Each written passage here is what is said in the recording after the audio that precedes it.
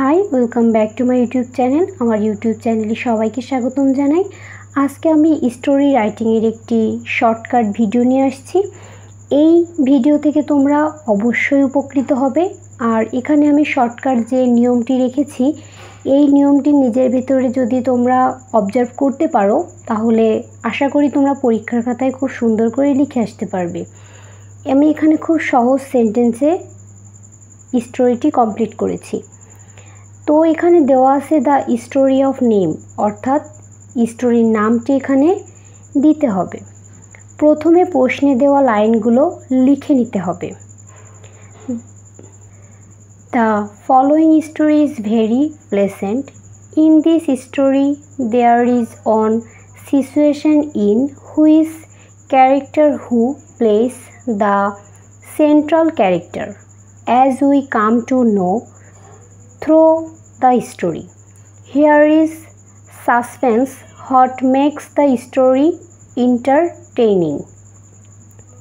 The story based on a situation which is related to human life. There is some point below the story. All points are essential. Story name, এখানে তোমাদের যে মূল স্টোরির নাম সেই নামটা দিতে হবে। তারপরে আছে প্লেড আউটস্ট্যান্ডিং রোল।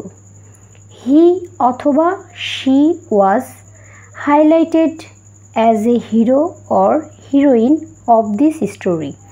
এখানে হি অথবা শি অর্থাৎ মেল অথবা ফিমেল ডেডিকেট করলে তোমরা সেই অনুপাতে এই প্রোনাউনটি দিবে।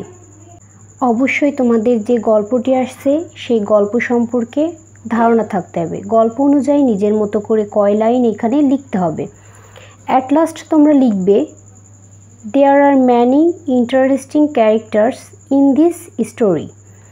The above story was really interesting and it though us for day to day life. It concluded that the above story is apt. এই হচ্ছে তোমাদের স্টোরি রাইটিংয়ের শর্টকাট নিয়ম। এটা নিজের ভেতরে নিতে পারলে অবশ্যই তোমরা ভালো একটি মার্কস পাবে।